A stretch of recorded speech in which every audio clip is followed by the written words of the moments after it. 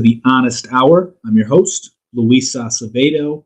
I am the founder of MOT Media and also a co host of MOT Today, which airs every Sunday at 12 p.m. Eastern Standard Time, as well as there's another show, MOT Sports, that airs every Saturday at 9 p.m. Eastern Standard Time with Mick and James.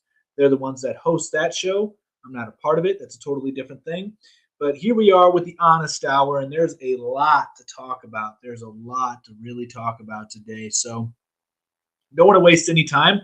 I really want to jump into it. So the first thing that I really want to dive into is the fact that the U.S. National Guard is going to be cooperating.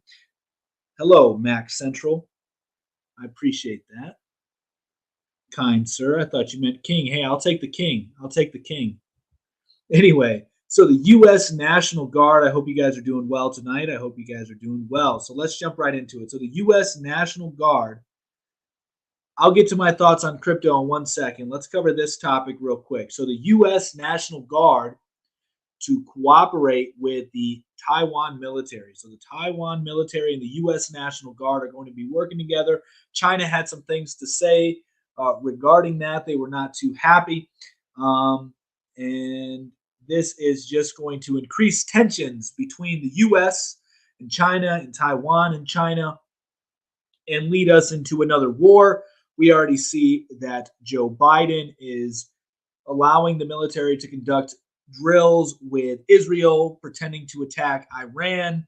And then we see what's going on with Russia and Ukraine. We're giving them billions of dollars. I think the big push for this is just so that way we can keep spending a bunch of money, a whole lot of money. A whole lot of money is what we're going to be delving out because of these wars. I mean, we've already given Ukraine billions of dollars for what? Don't know. Ukraine's losing the war badly, something we've been covering correctly the entire time, which the mainstream media hasn't been doing. Alternative media hasn't really been doing either. But here at MOT, we have been covering it, keeping you up to date very well when it comes to that issue. And now the mainstream media is all coming out saying Ukraine's fallen, and Russia's basically taking over. You have the New World Order elite like Henry Kissinger saying, yo, Ukraine, give up that eastern half to Russia.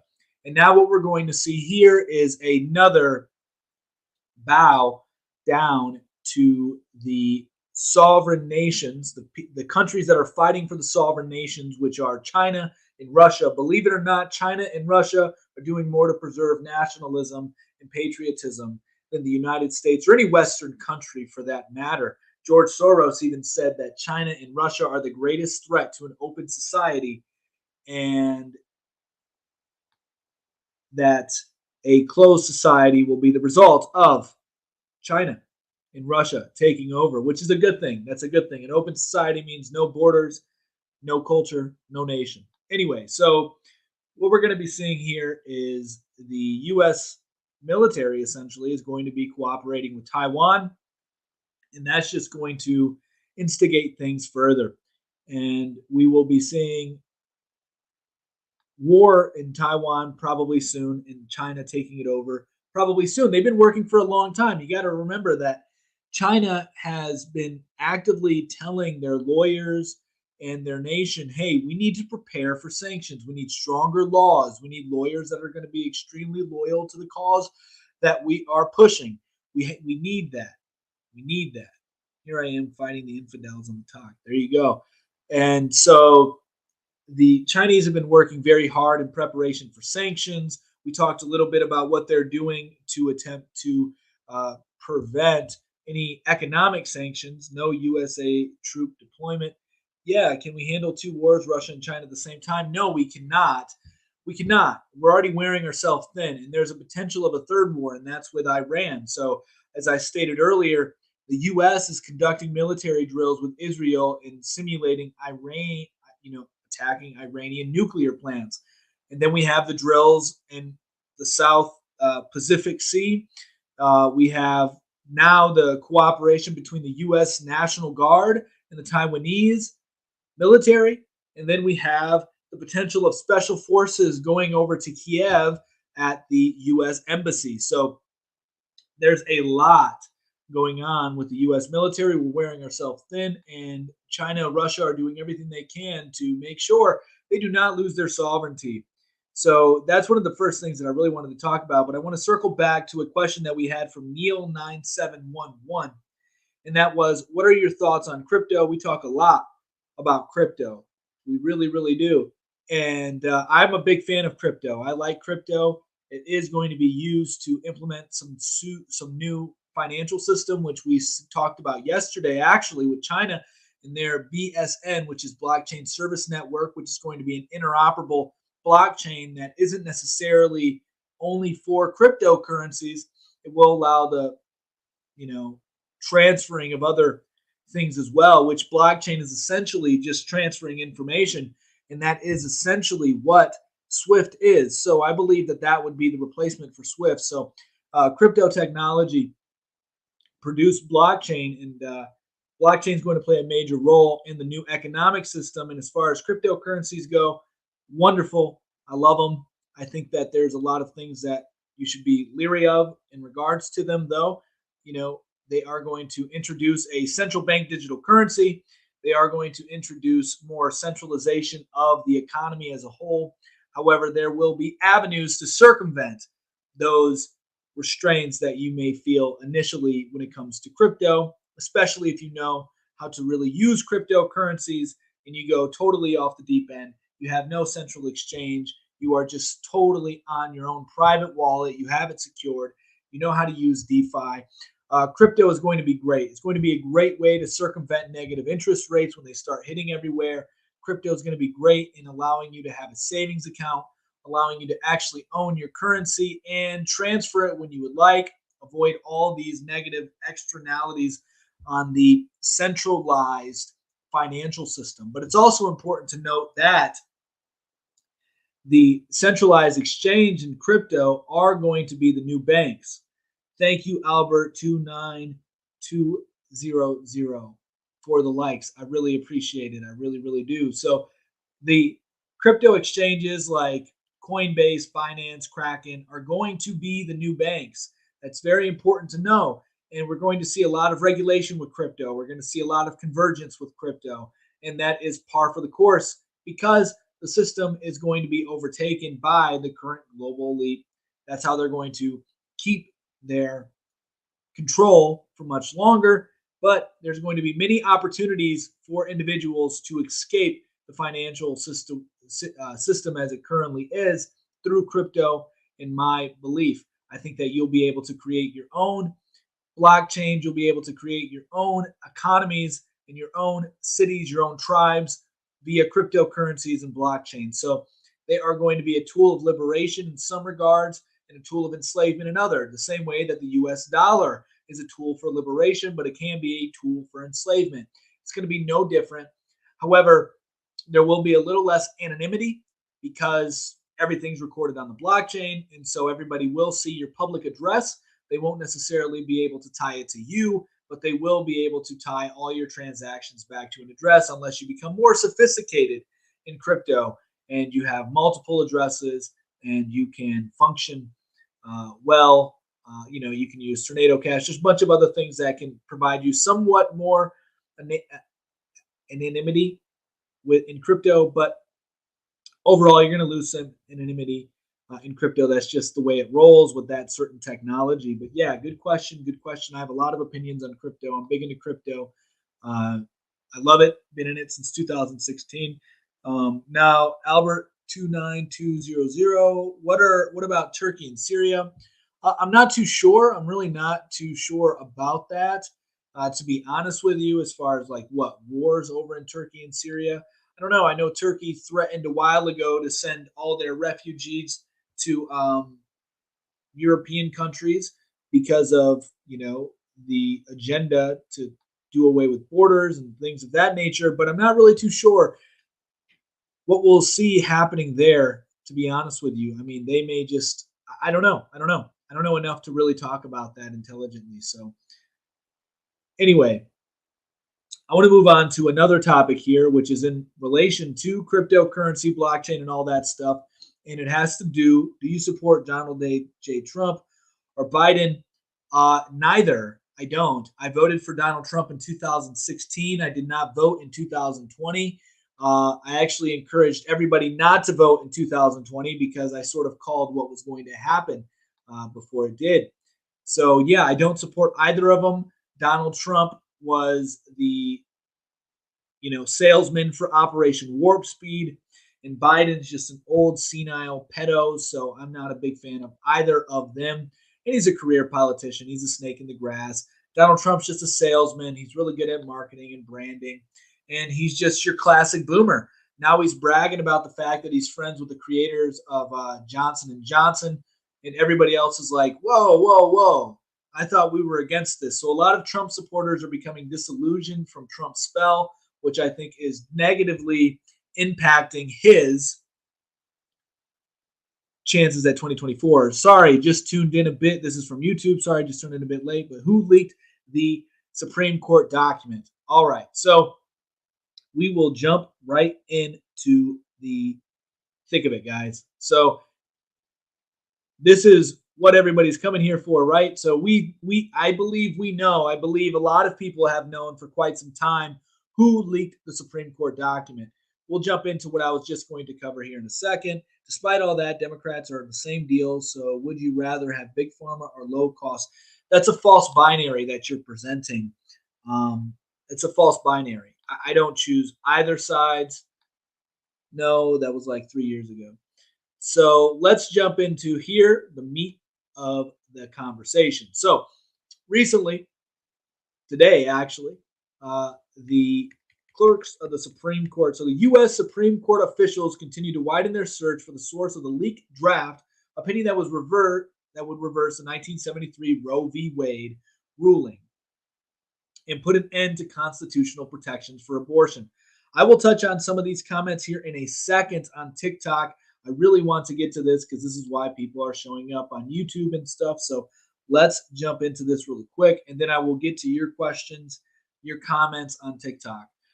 The court clerks, already alarmed by measures, are also required to sign affidavits, the report said. So basically, they're still looking to see who leaked the act, but there are plenty of rumors, speculation, and statements as to who exactly did it. And I first heard this from Box Day, who I encourage everybody to check out. He is a thought leader. He has the #1 political philosophy book on Amazon. Very intelligent man, very strategic man.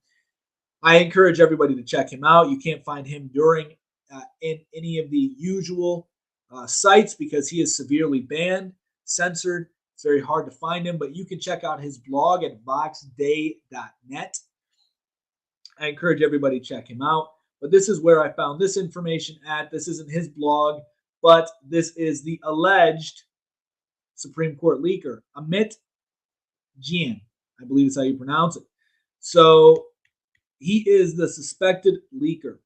Now here's a photo of him. He opposed Brett Kavanaugh, lambasted Yale for supporting him. So here's a picture of the guy right here, not American born. And, we just have, maybe he is American born. I'm not sure, but he's, obviously a foreigner and is the suspect, #1 suspect. And everybody that's in the know is pointing to this man as the leak. He works for the Supreme Court Justice Satoya. What's her last name? I can't remember her last name. Sonia Sotomayor. I don't know how to pronounce her last name. But that is what many people suspected when it comes to the leak. And there are plenty of tweets back on May 2nd leaking him to this. So, for instance, you have right here. So, Jane had a relationship and, was quoted in a 2017 piece in Politico by Josh Bernstein. And then on May 2nd, Gernstein published the Supreme Court opinion of Roe. So it's quite coincidental. Maybe some will say it's schizo posting, whatever, but it seems pretty strong that that is the person who did it. From TikTok, I'll sub to you on here. Thank you. I appreciate that very much. So that's who it appears to be that leaked it. And a lot of people are really, really confident that that is the leaker.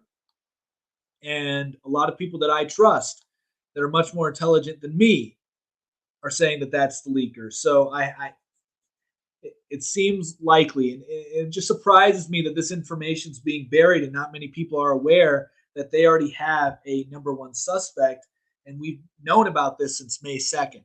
And now the Supreme Court's just launching this investigation, but it seems really obvious as to who the leaker is. And it's really surprising that this was even able to take place, because to get information out of the Supreme Court such as that is pretty much impossible, since they like burn everything before that is, that is discussed. So it says, if it is him, then he will be dealt with accordingly. Maybe, we'll see. I mean, we'll see. And who's really going to punish him? Maybe he'll get fired, but he's the CEO of a big Indian company as well. So, or he was. So we'll see exactly what happens. But these kind of things, I believe, are going to happen. The integrity of the Supreme Court's already diminished. I mean, the Supreme Court nominee that Joe Biden, which, by the way, if you've been following us, we predicted she would be the one that he nominated. As soon as the list of nominees came out, we accurately predicted it. Anyway, you can go check it out. It's on the MOT Daily. You can find it on Anchor. This was a daily podcast that we attempted to do, but it became a little bit too much. So anyway, she is an extreme radical. She supports people who abuse children, saying that certain child abusers should get less prison time than other child abusers. And she basically stated she did not know what a woman is, despite the fact that she's a woman, because she's not a biologist. Therefore, she's not an expert in the field of biology to determine who a woman is. This is how radical the Supreme Court is getting. It is quite insane. Now we can go back to some of the comments here on TikTok. So Democrats equal big pharma, high cost of living. Republicans equal big pharma, low cost of living. Here to vote for the lesser of two evils. It was obviously a Democrat. Yeah, so I don't agree with the notion of voting for the lesser of two evils. I believe that is an attitude of complacency. I think that you can not vote. I think that you can focus on your local elections, if anything, because that's where you'll have more of a say. You'll hear me preach this continuously. I'm preaching to the choir now to anybody who's a regular on the show, but local elections are where it's at. You don't have to vote for the lesser of two evils. I totally disagree with that. They want us to turn into, I don't know. Yeah, for sure. For sure. They really do. He put up a rainbow flag, 100%. 100% agree with that. And this is, like, look at what they're doing here in Florida. Just to switch it over to that topic here. But yeah, I don't agree with the lesser of two evil notion. I definitely think that it is, there are better options, and you don't have to choose the lesser of two evil. There's always an option for good. So if there's an option for good, choose the good. But right here, this is something that Florida's doing, going to a YouTube comment that we just received. So it says, Florida school district accused of instructing staff to hide student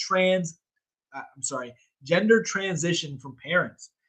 And so a little bit on the article, Broward County, which if anybody's familiar with that county, that's the county that was suspected of some sort of election manipulation. We'll just leave it as that. I don't know what's really going to get me censored. We've already been shadow banned on another account, right? MOT Today, almost 40,000 followers on that on TikTok. Shadow banned on there now. So we got to be a little careful on what we say, because I want to be able to keep pushing these messages out to everybody. I don't want to cave to the nonsense either, to censorship, but I also want to be able to remain in the game. So right here in Florida, in the Broward County Public School District, has been accused by parents advocacy group of instructing staff to promote transgenderism to children and then hide from their parents any requests students have to transition. And you have to realize that the U.S. government wants to militarize forces against parents who are speaking out against this. They want to label them as domestic terrorists. This has already been proven. There have been certain school districts where parents are standing up against this exact nonsense and critical race theory, and the government has been weaponized against them, and they've been put on list as domestic terrorists. And this is going to continue, which is why it is so important for people to take their children out of the public educational system, because they are, in my opinion, incentivizing parents to get out of the system for a couple reasons. They're actually encouraging two things, I believe: remain in the system and become an obedient slave through abuse, which is what takes place in prison. They are using prison tactics to make sure that they have control. Or they're incentivizing the parents to get the hell out of the system and homeschool. That's what's taking place. And so the reason why they would incentivize parents to get out of that system is because I don't believe they can afford to keep paying these pensions. I don't believe that they can afford to keep paying the teachers, the staff at these public institutions continuously, which is why there's a big movement to defund the police. The reason there's a big movement to defund the police, I think, is a financial one. They don't want to pay for the police anymore. If you look at South Africa, in South Africa, there are private security teams that are basically taking over regions. They're becoming de facto governments, de facto cops. And I believe that that's what we'll be seeing here in the United States in the near future, is private security for those who can afford it, and then those who can't will not. There's actually a really good book that I referenced several times on the show. It's called The Forever War. There's many things in there that I feel that it predicts accurately which is taking place. One of the things that it predicts, it actually doesn't predict it. It's just, it came up. It's a science fiction book, right? And so in the science fiction book, one of the way that they do population control is by making everybody homosexuals. That's the thing. They want to promote homosexuality, prevent families, and create humans via clones. This is similar to the idea in Brave New World, but in Brave New World, there wasn't, maybe there was, but there wasn't the push of homosexuality. There was the push of promiscuity and extreme birth control. And the way children were made were in test tubes, the same way that they were made in Forever War. But the point that I wanted to make in Forever War is this: when they were visiting, so the main characters in the book, when they were visiting the United States, coming back home to the world after being in intergalactic warfare, they come back home, the world's so bad that everybody needs a private guard. Everybody had a private security guard because the world was so bad. And I believe that this is where we are heading in some areas, not all over the world, not all over the country, but I think in big cities it's going to be more prominent for us to see that kind of behavior. And it is, I think it's going to happen in our lifetimes in big cities especially. And so, you know, what's going on in Florida right now, I think is going to be a huge push for people to homeschool their children. If not, I think that you are quite honestly failing as a parent if you allow the school systems to continuously go down this rabbit hole and you do nothing about it. You are failing as a parent, you are failing your child, and you are complicit in child abuse. If you allow the public school systems to educate your children in this way and you do nothing about it. I don't care how good you are at the house. If your children are being indoctrinated like this and you're doing nothing about it, like taking them out of school, making the sacrifice to homeschool, you're doing your child a great disservice.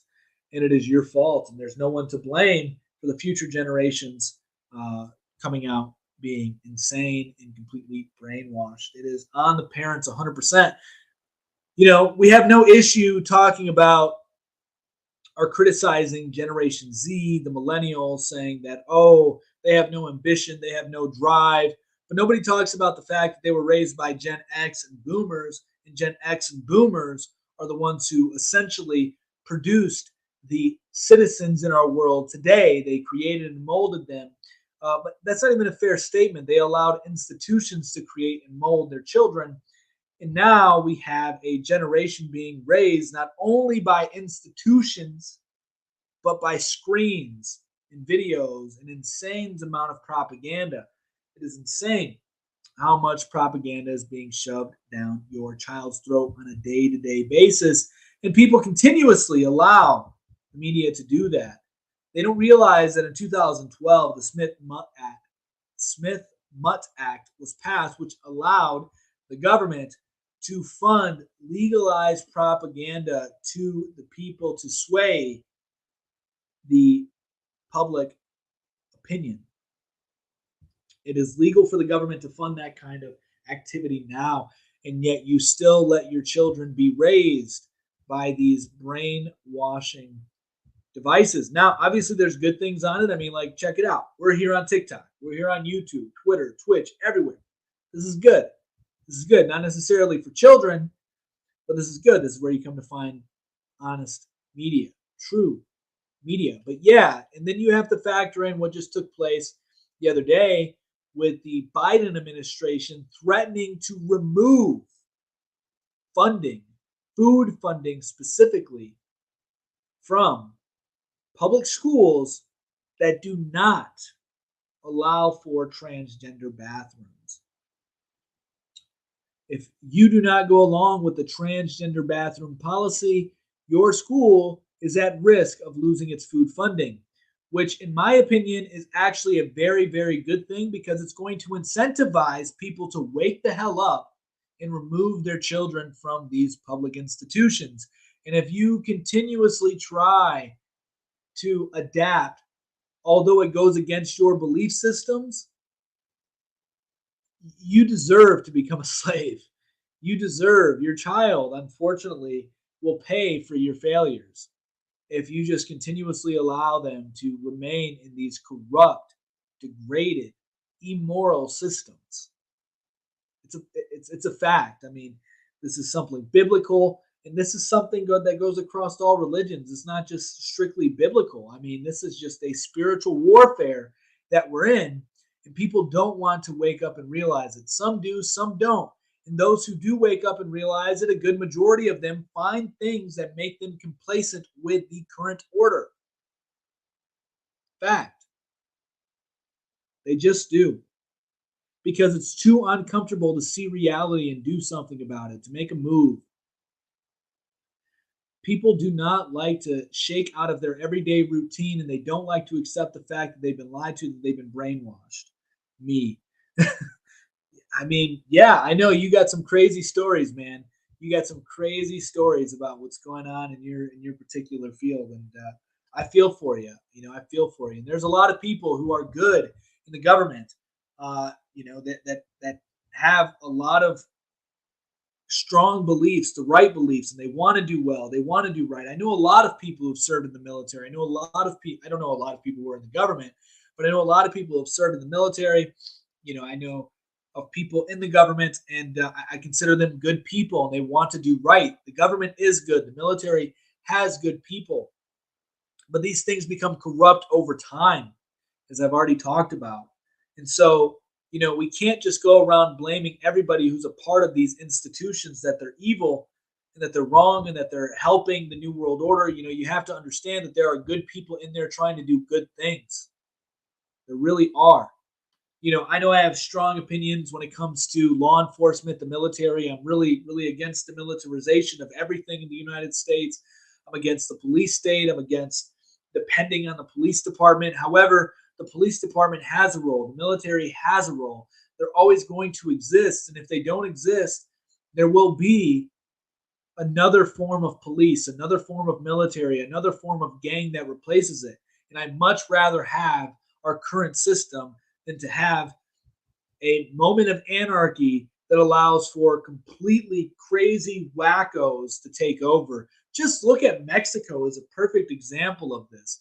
The Mexican cartel is essentially war, waging war with the Mexican government, and it appears that they are winning. It appears they are winning. Do you want to live in that kind of environment? I know I don't. But unfortunately, I think certain areas in the U.S. are going to be living in that kind of environment. I mean, if I'm not mistaken, in Los Angeles, there's a good portion of the police department that have been taken over by the Mexican cartel. And I think that we're going, it's not uncommon knowledge that there are people who are in Hell's Angel that I believe are in Congress. And you have Bloods and Crips that are attempting to do the same thing. You have a lot of gangs that are attempting to get their gang in a position of political power to then serve them. The mafia did this. The small hats, the small hats do this. It's everywhere. So I much prefer to have the kind of system we have right now than no system in complete anarchy and allowing for anybody to come and take the throne. I don't want that. I don't think anybody wants that. And I think the best way that we can preserve the lifestyle that we have is by localizing supply chains, as I've been saying, making strong communities, having big families. El Salvador is putting all gangs in jail using their armed forces. Did not know that. That is very interesting. I don't know how well that's going to work. I'd have to look into that some more. And I don't. They're trying to put all gang members in jail. I mean, and I don't know. I have to look into that some more. That's interesting. I did not know that. But all these, countries can try to eliminate the gang members. But my whole point is that the government is one big gang, and that gangs are going to be fighting for control over the population. That's just how the world works. And the way that we can sort of mitigate the evilness is by increasing the morality within society. And the best way to do that is through the network effect. And so you then have to start at your local position, your localized place. So the most localized place that you will belong to is your family. Increase the morality of your family, which the best way to do that is, firstly, don't allow your children into these sick institutions. Most people are unaware of the fact that most grooming and sexual assault towards children take place at public schools, not churches, not Christianity. No, public schools, secular public schools are the number one place where you have that type of behavior. So, one of the best things one can do is remove your child and take that responsibility back as a parent to educate them. That's one of the most important things people can do to start localizing your supply chain. See, when I say localize your supply chain, I don't simply mean where you're getting your food from, where you're getting your milk from, all that. No, I mean how you're getting your money, who's cutting your hair, who's teaching your children, how are you mowing your lawn, how are you taking care of your home, are you supporting local businesses, or are you wanting fancy things for really cheap, therefore you have to support the global market. It is better to start lowering your dependency on the global market because the global supply chain is collapsing. We're seeing a deglobalization of the economy, and those who prepare for it will thrive in that environment. And so, to start off with this network effect of increasing morality, which will in turn increase the level of governance in a good way, one should start educating their children, taking back that responsibility, stop offloading that responsibility to institutions that are soulless and don't care about you or your children. The other thing you can do, obviously, is growing your own food, helping out your local farmers, anything of that nature. But that's where it starts. And another thing that I feel is important that a lot of people are against or just don't understand is family is wealth. There is this notion in our current society that the only way to be wealthy is if you have money. False. You can have a lot of money and not be wealthy. Not be wealthy. I know there's a lot of people out there that are like, oh, there's a difference between rich and wealthy, and they're talking monetarily, right? But wealth does not come from the monetary system. Wealth comes from humans, the connections you have with humans. And the strongest connections you will ever have with a human is going to be within your family, your blood, your kids, your wife, your husband. That's where true wealth begins. Extended families as well. That's where true wealth begins. So, in order for, in my belief, people to become truly wealthy, they have to shake this idea that it is the right thing to do that the right thing to do is to push your children out of the home, have them go build up this career and live in the city or live somewhere else alone, starting a family on their own,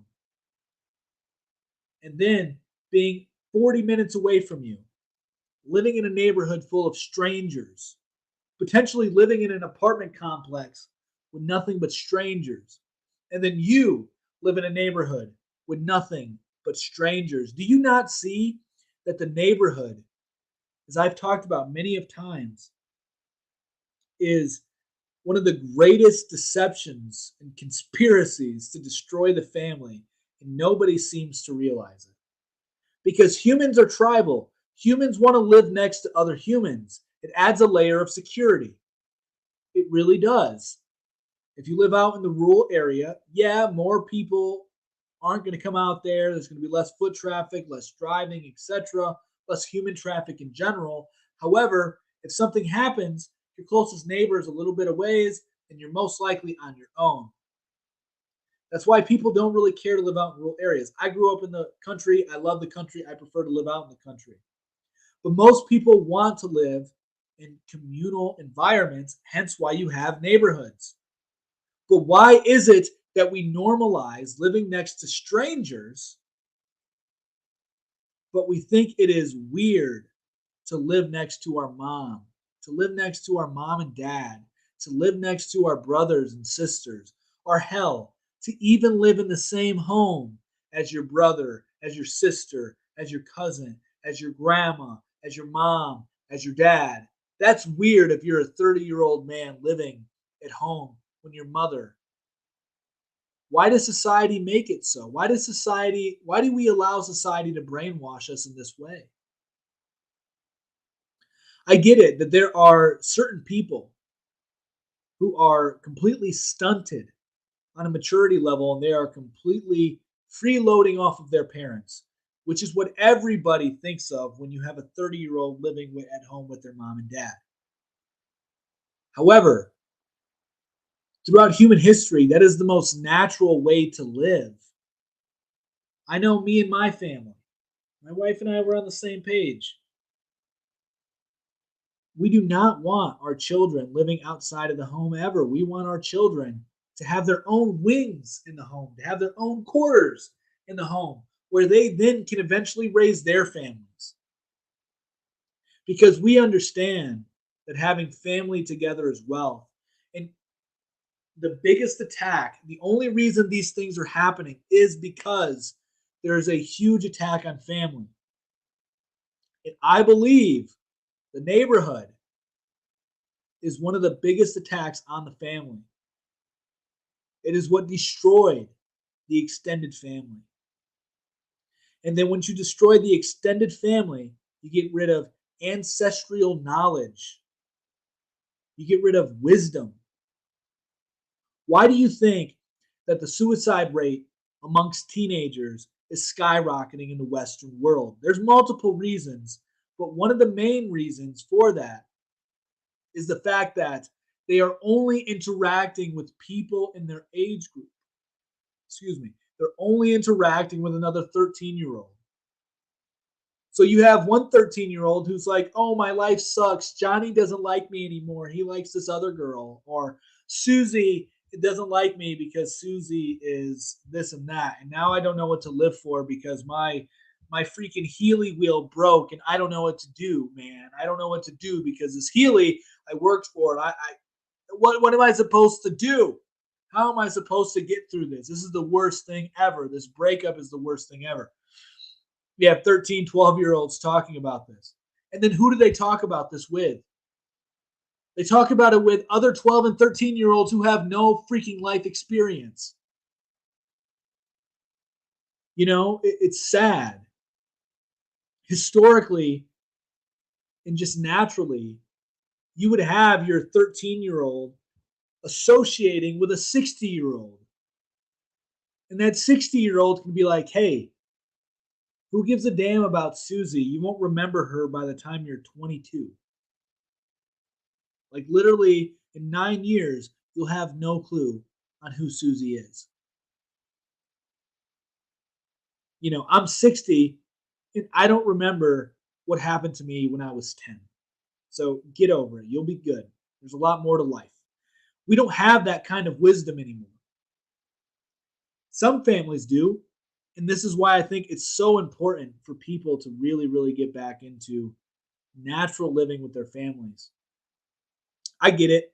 I really do get it when it comes to your extended family. You know, there's a lot of family members who I can't really associate with for long periods of time. You know, but I love them and I'll do my best to help them in any way. You know, but there's a lot of them that I know we cannot live together, and it's because of the the extreme brainwashing, the extreme programming by society, and it's it's hard. Not everybody is awake to this, but this is why as men, this is another thing too. All these issues that we're experiencing is because of lack of masculinity in society, and so that's why it's important for men to understand this. We are the ones that program our households. Understand that. We are all programmed on some level.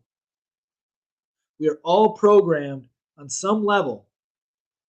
And as a man in our home, which is our castle, we are supposed to be the programmer. And our programming must be stronger than society's. It must be. You must be able to draw a line in the sand and determine what hill you will die on. Not many people are willing to do that these days, which is why we see leaks in the Supreme Court, which is why we see transgenderism being taught in schools, drag queen hour at libraries, LGBTQ being taught in schools. It's because men have become afraid in the Western world to stand up. And this is why I like the Islamic culture a lot more than the Christian culture that I currently live in. I would identify as a Christian, but the Islamic culture knows what's up. See, there was an article recently posted saying that Swedish women are encouraged to cover up to not provoke Muslim men. In the right wing, of course, we're like, oh, look at this. Islam is so bad because they can't control themselves around women showing a little skin. No, Islam knows what's up. Islam knows what's up. You know, today when I was door dashing, I picked up an order at Chipotle. I saw this young woman, a cute young woman. She was dressed up in workout attire. So she essentially had a sports bra on and yoga pants. And the only reason she would wear that is for attention. But if any man pointed out that fact, she would get offended. and she would not like it. And see, it makes her susceptible. And then you have Hollywood tricking women into the fact that they are strong and independent and they can protect themselves and they can dress promiscuously because it'll be okay because they're strong and independent and ain't no man can hurt them. No, they're the reasons why like you have a police system. And I'm sort of taking this a little bit from a podcast that I listened to earlier today. Owen Benjamin's podcast. He really made this point, and I saw it in my real life today. And so I just wanted to mention that in relation to what we're talking about in this article. But yeah, that's not a point that I originally made. That's a point that I'm taking from somebody else that I totally agree with, Owen Benjamin, on that particular issue. But yeah, so the Muslims totally get it. They're like, no, no, no, no, no. You don't get to see my woman, you pervert. And, I've joked with my wife that we're going to become Islamic and that her and my daughters are going to have to wear hijabs. That ain't going to happen. I couldn't even get my wife when we went to a Catholic church to put on the veil that the women have to wear. It's just not happening. It's just not happening. And that's totally cool. That's totally cool. And this is, women who dress like that, I feel that they don't have strong male leadership in their life. They don't have strong male role models in their lives, men that care about them. I sort of blame myself a little bit, and I don't want to call anybody out, but I don't really know how I want to word it, so I don't know if I'm going to really say it because I don't want to, it's not, I'll try to say it tactfully, and anybody who knows. I feel like in a way I failed as a brother in some regard. I failed being a good male role model to my sister in some regard growing up.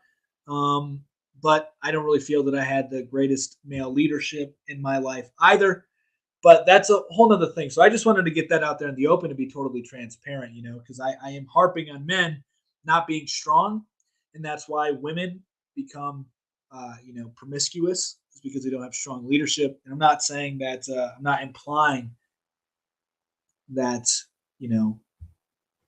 any women in my family are promiscuous. It's just, there's just certain things that I feel that I could have done better as a brother. Anyway, but as a father and as a husband, I feel that I'm doing a very good job making sure that the women in my life, the women that I love, are taken care of. They're secure. They feel protected. They don't have to worry about that kind of stuff. And so I feel that that's a huge issue. That's a huge issue in today's society. Is masculinity is just not there, and it's because everybody's eating the damn soy. Everybody thinks vegetables are good for them. Everybody's like, give me a piece of bread and give me a freaking piece of broccoli because the steak's going to clog my arteries and testosterone is bad. We could all be better men. 100%. 100%. And, there's a lot of things that I look on, as far as myself, like sometimes I get very irritable. There's just little things that I have to work on. Sometimes I can become impatient and rude. And, there's just things that I know that I need to work on as far as being a man goes, just being a human. But anyway, one of the biggest reasons that we have this lack of masculinity, which is causing all these issues, by the way, it's in part causing all these issues because what stops tyranny? Men who stand up and say, that ain't happening. That's what stops tyranny. And if men don't stand up and say that ain't happening, tyranny will ensue. And the only reason men stand up and say that ain't happening is because they become emasculated. And the reason they become emasculated is because they've lost their morality. They've lost their principles. They've lost their reason to live, essentially. And they've given up their duty as a man to the government, to institutions, to corporations. That's why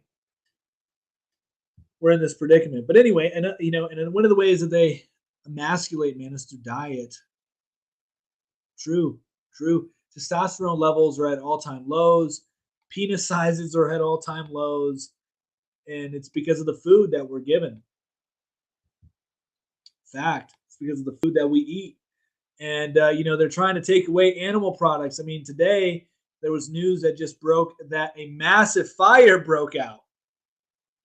And, yeah, right. Yeah, I mean, hey. Anyway, I'm not going to even go down that route. But massive fires broke out at a poultry farm that supplies eggs to major markets. They supply about 3 million eggs per day. And for anybody who's been paying attention or following us, you will know that there are many other farms that are experiencing similar issues, massive fires, the bird flu, which is affecting a bunch of chickens allegedly, swine flu. It's going crazy, right? The animal products are under attack like crazy. And then you just have the Davos elites. right. And then you have the Davos elites that are saying, hey, go vegan, save the planet. Coincidentally happening at the same time that all these food plants are being destroyed. And this is why you should localize your supply chains. I think that nobody's going to starve, but you will be deprived of nutrients. The best nutrients comes from animal products. And if everybody was eating a natural human diet, we would be harder to control. We'd be harder to tame. But if everybody has malnutrition, which makes them weaker, makes them more depressed, more anxious, more confused, it then makes them easier to control, which is a part of the game. Hunger Games, I think, is a good illustration of a type of world that they would want to see. I don't think it'll come to fruition, but I think it is a good example of what the goal is. If you just look at Agenda 21, this has been talked about for hundred years at least. And this isn't talking about, some wacko conspiracy theorist who somehow connected all the dots. No, this is by the elite themselves, writing books on these exact topics, explaining how they're going to do it. And one of the ways, this was actually given, Newt Gingrich, a Republican, gave all senators, all congressmen, a copy of a book supporting vegetarianism and saying this is how we will beat climate change, and this is the diet of the future. Republicans and Democrats. This was years ago. So this is an agenda that's real. There's actual books, actual documents written by the individuals who want to enforce this. And now all of a sudden, we're seeing the demonization of meat. Dr. Fauci said, you know why we have so many pandemics and why we're going to have more pandemics is because of our damn agricultural system. Particularly the animals are what's causing all these pandemics. So the best thing to do is to make lab-grown meat, lab-grown foods, and then you'll take all these poisons that we'll give you, aka jabs, aka the V's, and you will be a weak slave that has to give in to our orders. Dr. Fauci didn't say everything I just said, but he did say that the pandemics are going to continue because of our animal-based diet, which is complete nonsense. It's complete and utter nonsense. It is provably false. And the thing that I don't understand, if somebody's been proven to be a liar one time, you then lose a level of trust. But if they lie like 4 or 5 more times after that, they have no trust. And who did that? Fauci. So if he's claiming that, why would you listen to him? If the people who lie to you the most are telling you animal products are bad, you then know that animal products are what you should eat. You know, on pretty much every child show, when they talk about food, you know what they try to push? Vegetables. And vegetables are provably, factually, literally indigestible.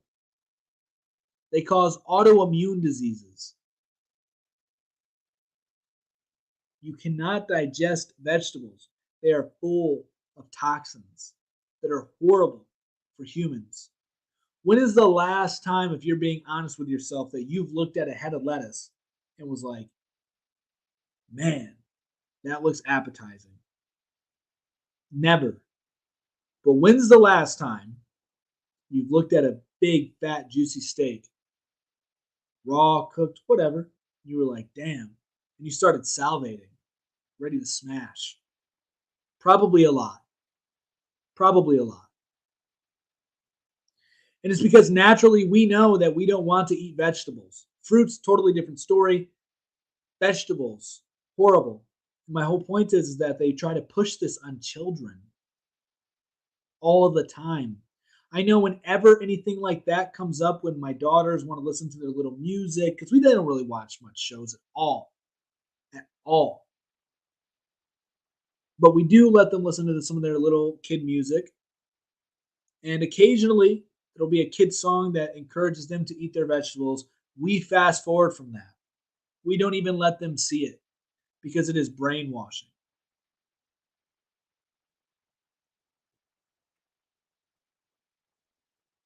And the diet, you control the food, you control the people. I've been talking about this for a while. I know I'm harping on the, I'm just banging on the same drum, but it's the truth, and people need to hear it. We've been lied to a lot, and these things are causing a lot of our issues. And we are seeing what I think, a straight up attack. Look at that! I got a hat on. What's up? I got a mustache and a hat. Thank you for that. But I think that this is a conspiracy, in my opinion, to slowly get rid of animal products and put us in the smart cities, make us dependent on lab grown foods. That's what I think. Cellular agriculture is the future that they want. That's what I think. Now, the last thing here, look at that. We got a rose. Thank you. Thank you, Tito, very much. I appreciate that, man. I really do. Thank you guys for all the likes. Thank you guys for staying with me and listening to the show. Really do appreciate the comments, the support. Much love. Now, this is a little off topic from what we were just talking about, but this is just one last thing that I want to mention before we go off air here. And that is California moves to test new digital driver's license. The State Department of Motor Vehicles is planning to test a new version called a mobile driver's license, or digital ID, an identity verifying credential that can be stored on your smartphone. Now, California isn't the first state to do so. I believe Arizona's doing this, and a couple other states. Oh yeah, Louisiana, Colorado, they're doing this as well. Apple is working on creating a driver license and partnering up with states. So this ties back into what we were talking about earlier when it comes to crypto, blockchain, digital identities, and all that good stuff. We're going to be seeing a move to the digital. They make the argument that it's more secure, more private. It isn't. Provably, it isn't. However, this is the future that we're heading towards. If this is not what you want to live with, you don't have to live with it. I mean, there are Mormons who don't have social security cards or birth certificates. There are Amish who don't have social security cards or birth certificates. So, you don't need these things if you don't want them. However, if you want to operate within the society that they've created, then you kind of need them. Thank you for the hat. Look at that. Look at that. Got a cool hat on. I appreciate it. I really do. So, these are things that are coming in the near future and something that we should be aware about. The digital world is going to be around for quite some time. It's going to thrive, it's only going to grow. And I believe everybody's going to be a part of it. Not everybody, but most people will be a part of it. And most people will enjoy it. I know that I am. I'm enjoying being in the digital world right now, talking with everybody here, doing this show. I'm enjoying it. I like it. I'm glad I can do this show. I'm glad I can come here every night, Monday through Friday, and talk with you guys. Hear your comments, hear what you have to say. I'm glad. So, this digital world, I think, is only going to grow, and more people are going to be in it. And it's just going to be a way of life. So, thank you all for tuning in to the Honest Hour. I appreciate you guys spending this time with me, joining in. Be sure to hit the like button, follow, subscribe, share, all that good stuff. And tune in tomorrow at 10 p.m. Eastern Standard Time. That's when I'll be here, Monday through Friday. And if you want to support the channel, if you want to support what we're doing here at MOT Media, you can send me these crowns, you can send me these hats. I appreciate it very much. Or you can cash app at $ Luis Acevedo 27. That is $ LUISACEVEDO 27. Much appreciated. Much love. I'm out of here. I will be back here tomorrow. You guys have a great night. Thank you for the crowns. Thank you for the hats. Thank you for the fires. Thank you for all of it. Much love, y'all. Peace.